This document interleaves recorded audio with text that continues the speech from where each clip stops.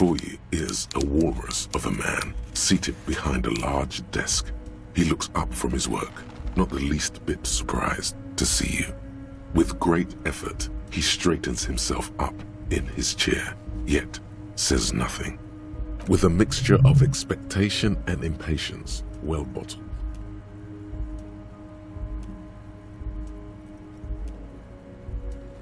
Welcome, Mr. Dubois, Mr. Kitsuragi. It's good of you two to stop by. Please, have a seat.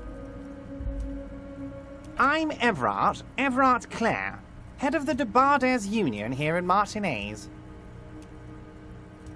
I'd offer you my hand, but unfortunately my health prevents me from getting up. You understand? He looks extremely comfortable. The tiny folding chair, on the other hand, looks like a torture device. You go ahead, detective. Whatever he has in store for you, it can't be good, he thinks. I'll do my best. Forget about that. What's with this Dubois stuff? You're getting some seriously bad vibes from that name.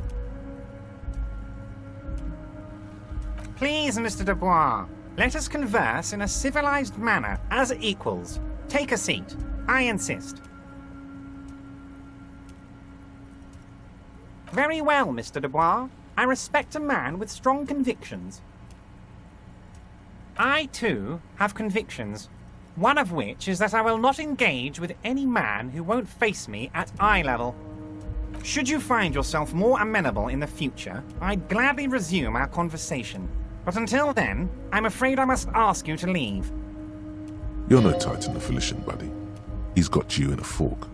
Sit down or leave. Excellent, Mr. Dubois. I can see that you're a reasonable man, and reasonable men can be of great use to one another.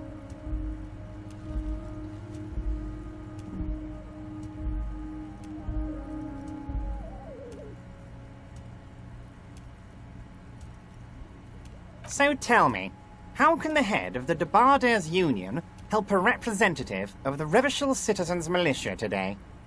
The chair you're sitting on has got to be the most uncomfortable chair in the world. It's violating your backside. Oh, by the way, I heard you got a rather rude reception from a certain Lawrence Gart. Some people have no manners, it pains me to say. This should take care of that nonsense. It should be sufficient to cover your expenses for a few days and patch over your differences with a cafeteria manager. Go ahead, take it.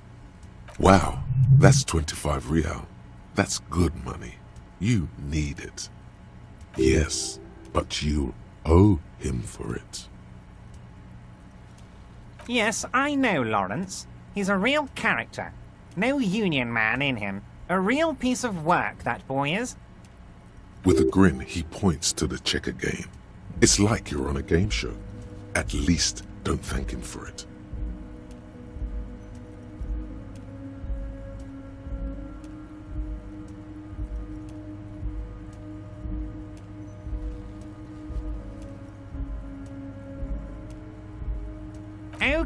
Okay.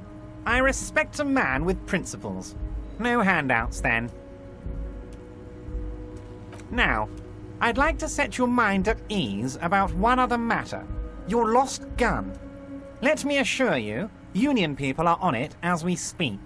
I've got my best hounds looking for that lost gun. His slug-like lips move, but all you hear is an echo.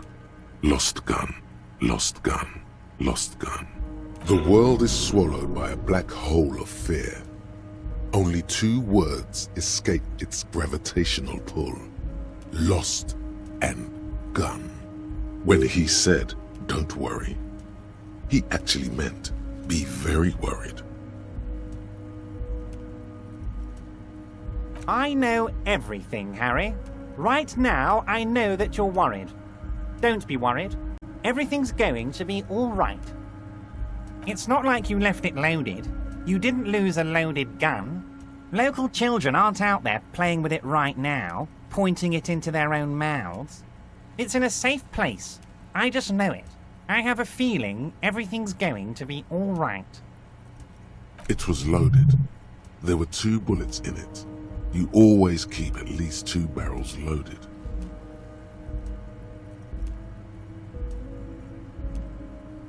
Officer, we will deal with this later. We don't need Mr. Clare's help with this. I wouldn't be so sure about that.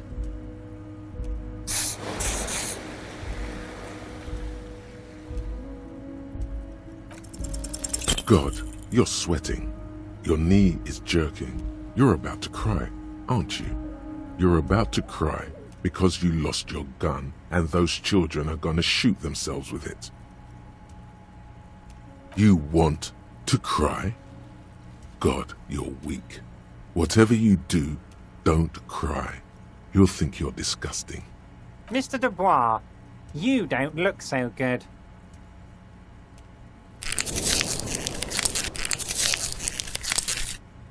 What is this, Mr. Dubois? He keeps repeating. What is he trying to pull here? You need to cool the fuck down. Mr. Dubois! Mr. Dubois! Harry!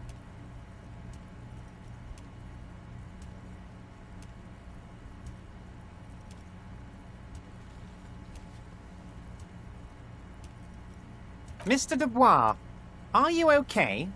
Can I get you a glass of water or something? Are you having some kind of medical emergency? Maybe you could use your hands somehow, in a kind of throw-in motion, like you're throwing that Mr. Dubois act right back at him. He's Mr. Dubois.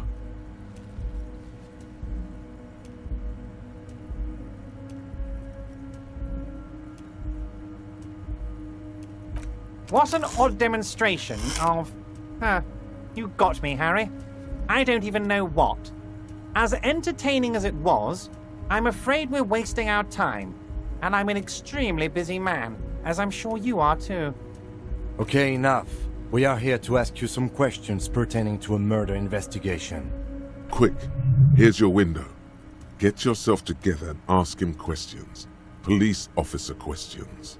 It is about time to stop embarrassing yourself. Questions will help you regain some of your lost dignity. Of course. Let us dispatch with the formalities. You call me Everard, I call you Harry. That's what the hanged corpse called you. Harry. My God, so it's true. I didn't want to believe it, but you are a fantastic science fiction amnesiac cop, aren't you? What are the odds of that? I think the odds of that are very low. It might be a good idea to hide your confusion. I mean, see what his game is first.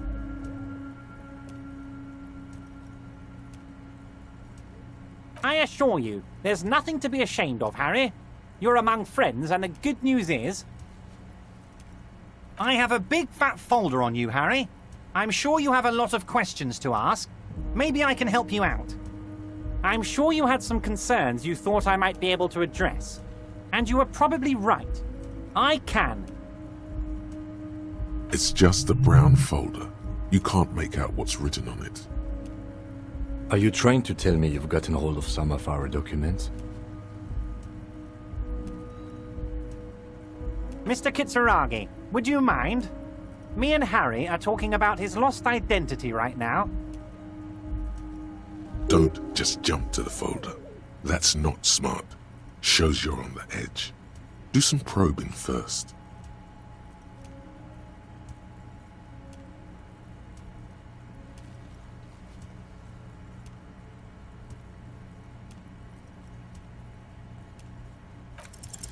Everard's large hands are covering the folder, but the look on his face says, I know everything about you, Harry. Oh, Harry. Oh, wow. This is really something. I'm sure it's not that bad. At worst, he has an old RCM folder, and I very much doubt even that. So how about it, Harry? You need assistance, I presume? It's Harry. Harry Dubois.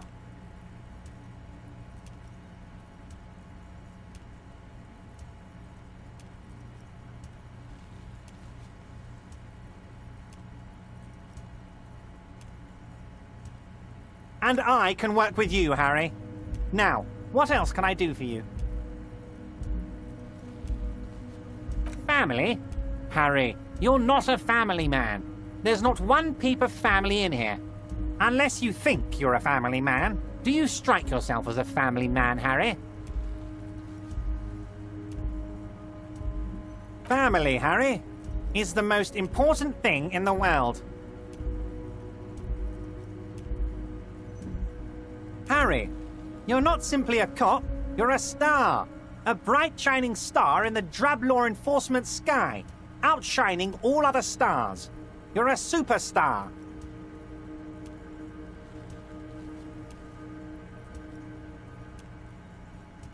Of course I do, Harry. And I'm gonna help you shine. I'm gonna put you on all the big stages, your name in giant neon letters. Harry Dubois. He's probably just making a guess based on your recent activity in Martinez. Ah, this? My friends in your organization gave it to me, Harry. This translates into, haha, you guys are so corrupt. I find that very suspicious. May I have a look? I'm afraid this is meant for union eyes only, Mr. Kitsuragi. I'm sure you understand. Please continue, Harry. Of course, Harry, of course. Let's not linger on personal details and amnesia. You wanted something from me. Am I going to ask? Hell, Harry. You spin-kicked my strongest man in the face. I saw it from my window. Would you ask a man like that how he got into your container yard?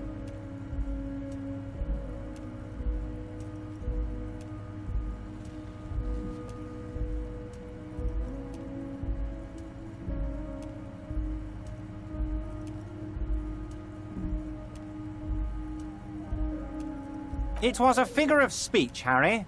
Of course I don't have a window. I'm in a container. Anyway, I assure you, I am a very well-informed man. Information reaches me before I even get the chance to request it. Yes, your lost gun. My best men are on it. They're turning every stone, searching every playground, asking kids, grandmas, everyone. Your gun will be found, Harry. Let me assure you of that.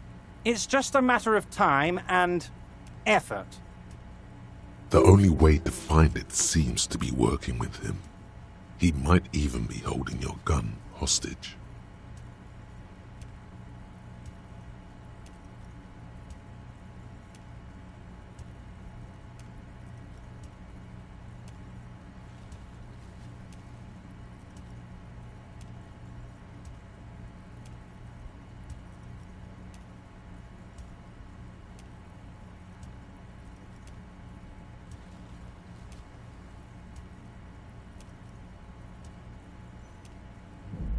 Yes, thank you for the hot tip regarding your lost gun, Harry. My men have indeed factored in that you pawned it. Now please, let the professionals do their job. Kick back, Harry, relax. I have great guys on this. You focus on what's important, building our relationship for the good of Martinez. It did not come as a surprise to him. He might actually not be bullshitting.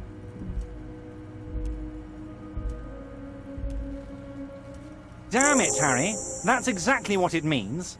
I'm only kidding, of course. Of course. I understand. We help you, you help us. Oh, of course. That's your main thing here. That's why you're in Martinez. I know everything that goes on around here, and I would love to help like I'm helping you with your lost gun. I mean, it's no secret that the lynching is connected to the strike. So much to talk about. Honestly, it's been weighing on me so heavily. I understand you need to interview me. But there's a thing that's been keeping me up at night. I want to talk about the hanging. I mean, if we could just calmly talk, exchange information, we could blow this thing wide open. Yes, that sounds good.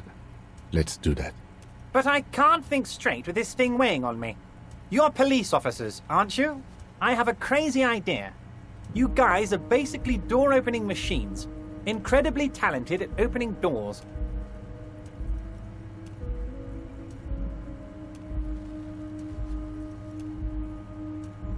I'm not sure I understand. If you're asking us to break down someone's door, it's not going to happen. Come now, I just need you to go open a little door for me and leave it unlocked. A simple thing. Absolutely nothing shady about it. An excellent opportunity presents itself, sire. You could win the trust of the arch-liar, pretend to play into his hand. Then, should you wish, bend his efforts towards your own. Harry, I'm a very busy man, and more importantly, I don't have that extraordinary physique you do. You look like you could run around all day. You want to send someone a message that the police are working for you. I repeat, I'm a very, very busy man, Mr. Kitsuragi, and therefore I must occasionally enlist outside help.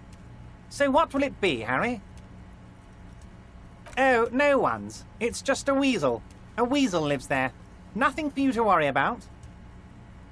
A loud blabbering weasel. When weasels feel no one is watching, they start acting foolishly. Just go there, unlock the door, and leave it open. It's been such a burden on me, Harry. I just want this to be over so I can discuss business with you. Harry, my dear friend, I am what people call a local bigwig. I know everything that goes on in Martinez. Fantastic, my friend. Just let me know when it's done and we can take our friendship to the next level. You can get the key from Manana. He's down by the gates. Manana's like a free agent in the Union. Special operations. Hardened socialist. A real free thinker too. He'll tell you precisely where the door is. One last thing, Harry. Just open the door. You don't need to go in or anything. I just want that weasel to come home and see the unlocked door.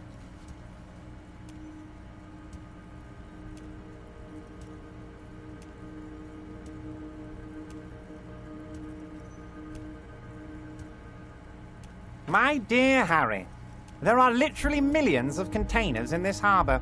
I couldn't possibly remember what's in all of them. Harry, you smooth-talking son of a bitch. Time is a precious resource, and I don't have enough of it to count containers with you. Smooth talking. Maybe that's the way to go about opening the container. You should at least try convincing it.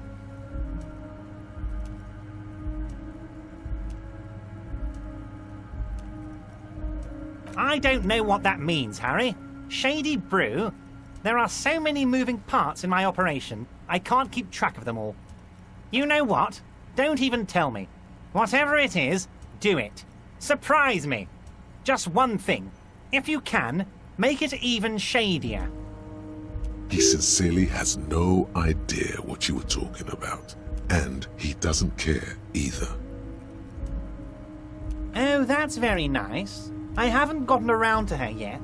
I'm very, very busy, you see. I hope you're getting along. One thing I want to make very clear, Harry, is that this is not some kind of union versus corporation situation. Everyone is just pals here. We're all trying to do what's best for Martinez. Don't feel like you can't cooperate with her because you and I are such good friends and I'm helping you find your lost gun. I'm not a jealous guy.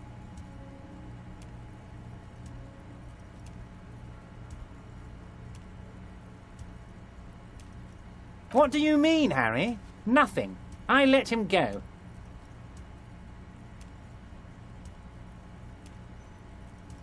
He's an old man, Harry. I wanted him to spend more time with his family. God knows how long he's got left. Harry! I have little people in my organization. I would never call someone a midget. What is this? Honestly, I'm beginning to think you're a midget, Harry. I'm only kidding, Harry. You're not a midget. No one is. We're pals. Vanished? Harry, the woman left her casserole in the oven and couldn't make it here in time for the voting. Oh, did I leave my casserole on? Better go home and check. The election can wait. When she got back, the whole thing was over. Wait, there was no mention of a casserole from Joyce. Harry, Harry, Harry. Do not fixate on this little matter. Maybe it was a rabbit stew, or a hairdryer, or an iron. The point is, her heart wasn't in it. Mine was. This particular brand of humor he has, it makes for a fine distraction.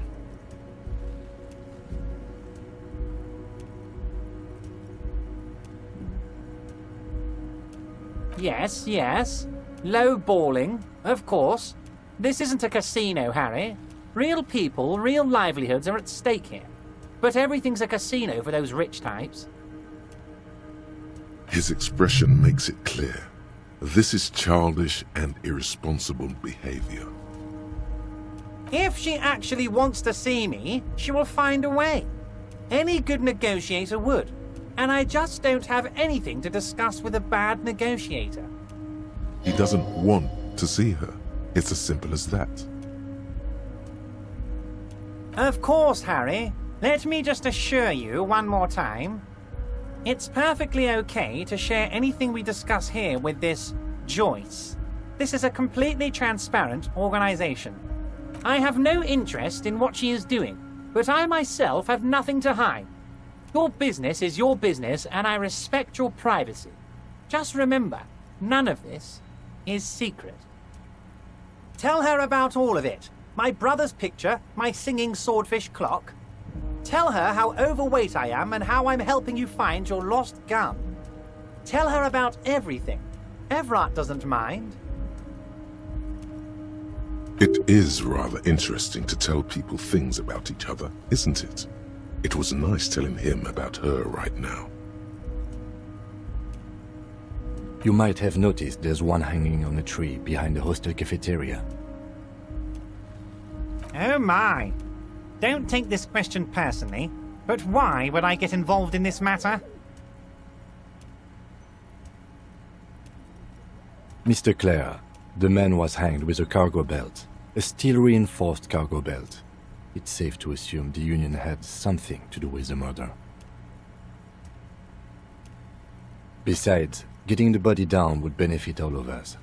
It's a stain on the neighborhood.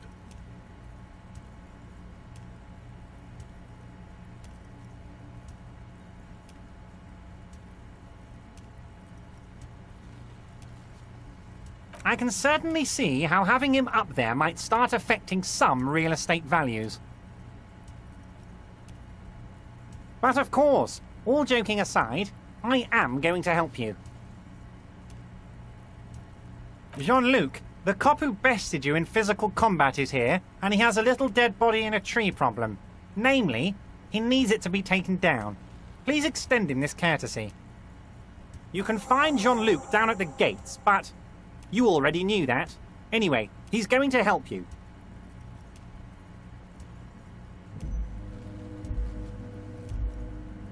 Let's hear it, Harry. Of course, Harry, of course. Wait. You need this to get in and out through the gate.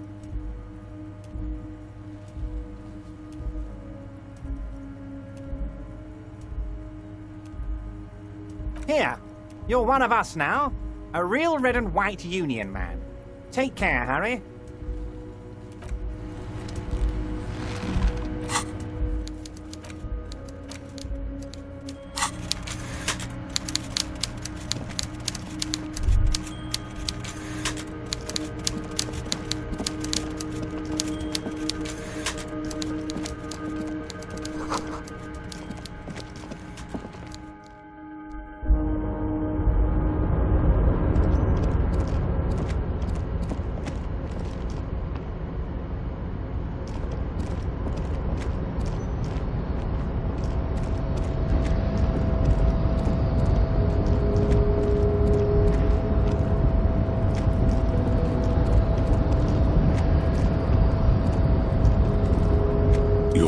Before the cargo container. Its drawer has not lessened since you were last here. If anything, it seems to have grown slightly.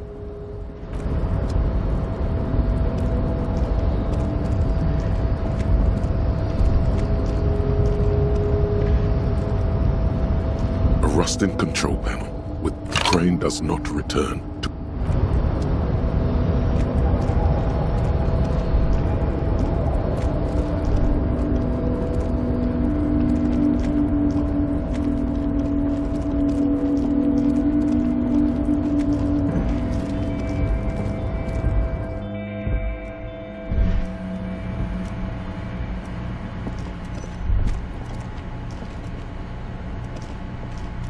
The file cabinet stands the drawer slightly.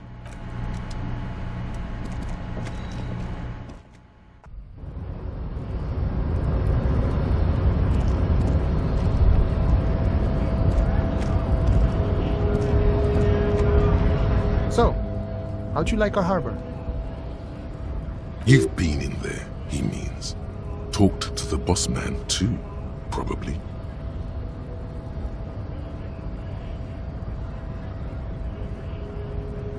It's but a rest area on the path leading across open plains. Right, you talk to the boss, eye to eye, like men of the plain. If you have any more questions, I'm set to talk. The mercenary, eh? Who could have killed him? That's indeed the question. Why even do such a thing?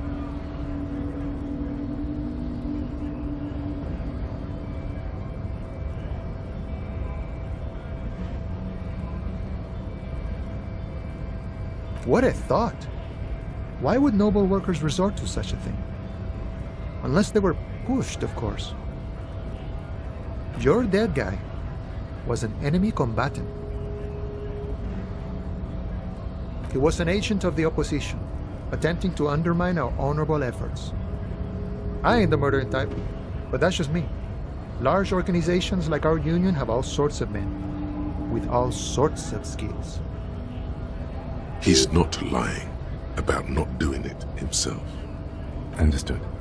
This has been of limited use. Still, thank you. No problem. I wish the best to you in your search. Sure, I'm glad it's not my search. A key, huh? What door is this key supposed to open?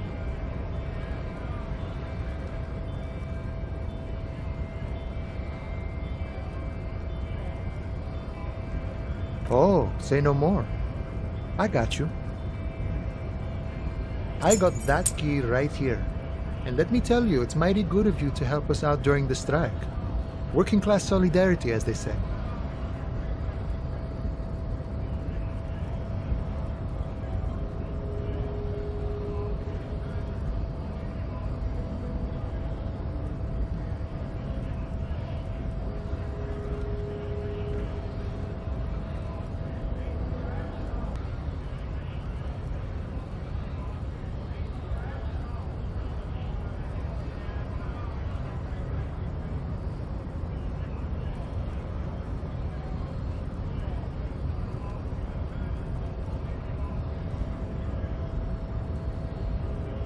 Polar weasel? Oh, I know what you mean. I'm pretty sure he's actually Occidental, though. So you're gonna be committing fratricide, my racist friend. What you're looking for is a basement door behind the greenhouse. That's behind the wailing in rags. That's all I know. Our organization is what you call compartmentalized. Means we keep out of each other's business. Okay, but where did you get the key from? The janitor gave it to me. Nice fella. We talked about life and things that really, truly matter. None of this mess we're in. This jiving and juggling. What's it for? To feed our children, I guess. I'm more of a philosophical dock worker. I like to talk about the big picture stuff. Who I am, who you are, what we are fighting for. He means he's not going to tell you cause he doesn't know. But he will shoot his mouth off with you now that you're working for Everard. Ask him about the Hardy Boys. Los Ardis? They're an independent militant group. A bit too high-strung, but it comes with the responsibility. They're sort of like you. Preserve the rule of law and all that. Except it's Everard's law. But really, they're just like you. We're negotiating our share. Aye.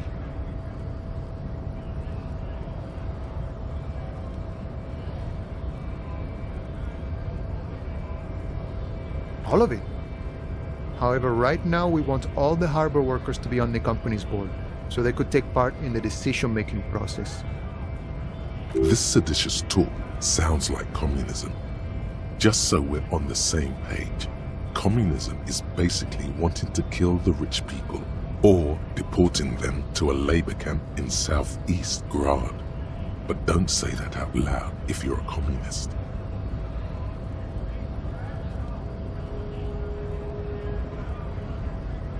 No. I don't think I'm a communist. Seeing something of value and saying I want it all to myself is a much older and simpler notion. No science to it at all.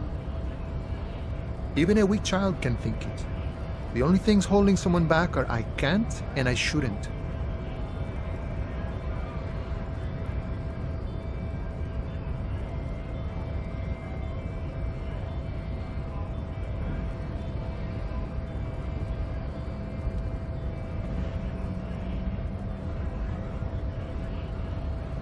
I have nothing against communists. They are honorable boyaderos. And they have good analysis. But my own code serves me well. If my code starts failing, a code can fail a man as well as a man can fail a code, then I will have to submit to a new one, which may well be communism. He knows who he is, firmly grounded, has no need to reinforce or elaborate his political identity to himself or others.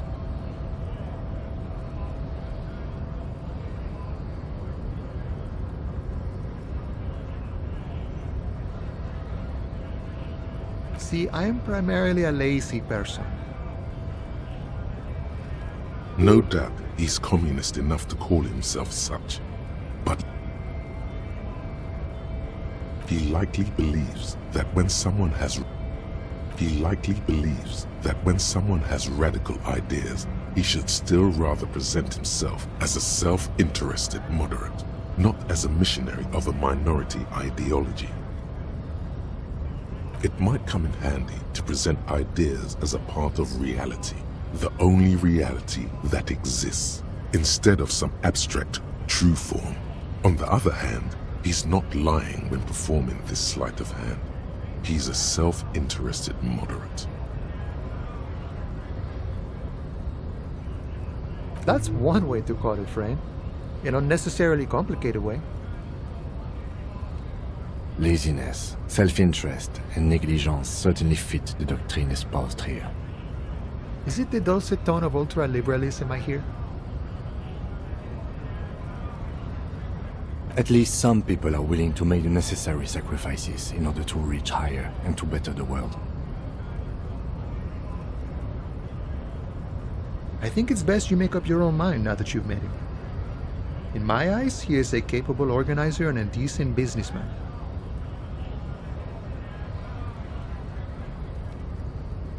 I guess you kind of get to be the village chief.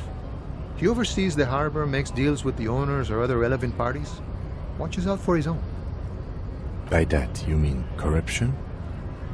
By heavens, why would he not be corrupt? We live in a harsh and disordered world, see? And in this world, the old man is corrupt for our benefit, and we know it.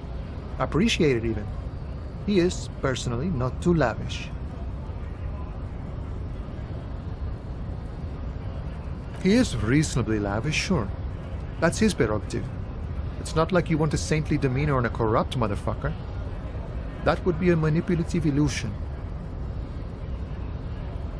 Besides, there are no non-corrupt systems in the world anyway, and moralism is the most corrupt of them all. This man has political theory, and it has not failed him today.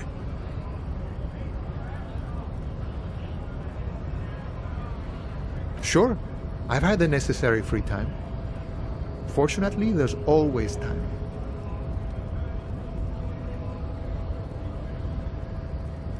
The look in his brown eyes conjures up an understanding. For him, having command of his time is the most important thing. It all comes together now. the way he speaks about scabs, his general attitude. He's a follower of a 500-year-old Franco-Nigerian Boyadero code, itself an appropriation of Vespertine cool. That of a noble peasant or a traveling herdsman. True to yourself, independent in your actions, loyal to your friends. No.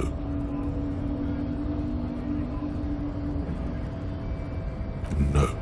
The man sits on the railing, his hands reaching far and wide. Yet it feels as if he could, effortlessly, go even wider, if need be, an endless torrent of time.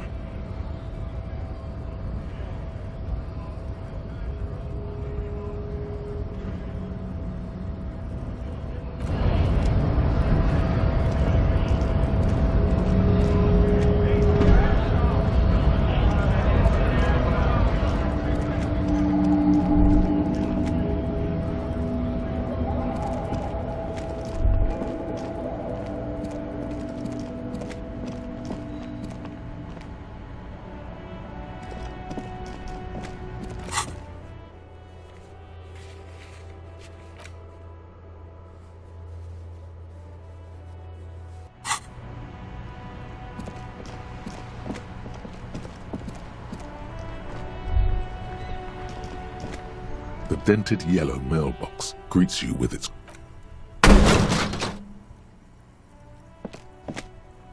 There is a hollow ring as you kick the box. It sounds like it's mostly empty. Your toe hurts now.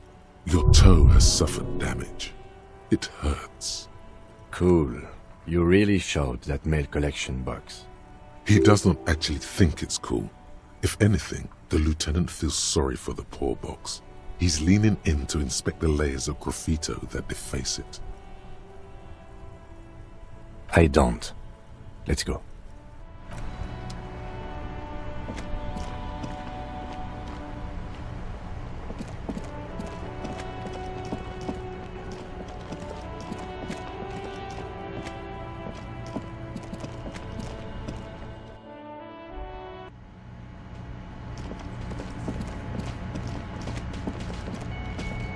Can I help you? Got the 20 real? Good. You got the room for the night, but remember, you'll need another 20 real tomorrow. You know, there might be other places to sleep on this coast. You'll find one eventually.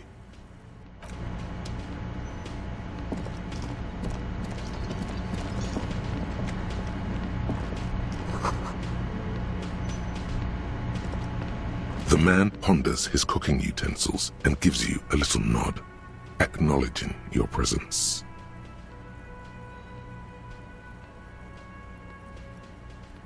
Speak Revacholian?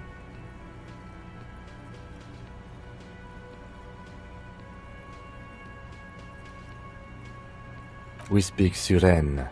There is no such thing as the Revacholian language. But don't worry, your message remains clear. The cook is still smoking, ash falling from between his fingers. His hands are large and clean. Good thing he didn't understand a word of your stupidity. He looks up at you, then looks away quickly, shrugging and muttering something to himself. Shrugging is an international sign for, no, I don't know what's behind that door. The mention of mañana gets his attention. He smiles and delivers a whole slew of unfamiliar words and lively gestures. Then he falls silent again. The man says a couple of sentences in that strange language of his and then seems to wait for you to speak. I'm pretty sure he asked you a question.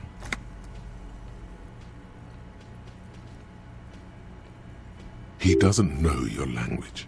You can just say something cool in return.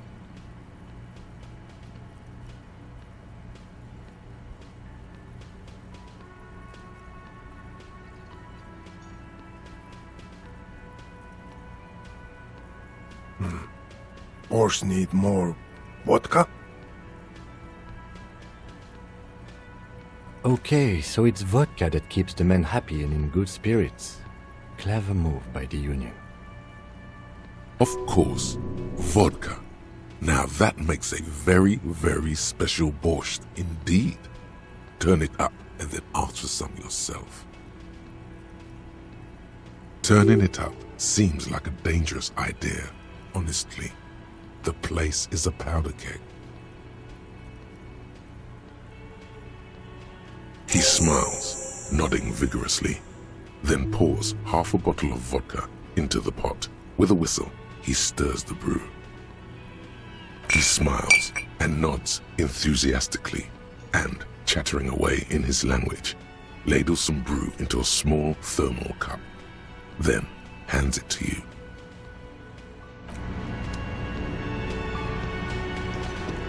You see a heavy steel door with a prominent dimpled lock.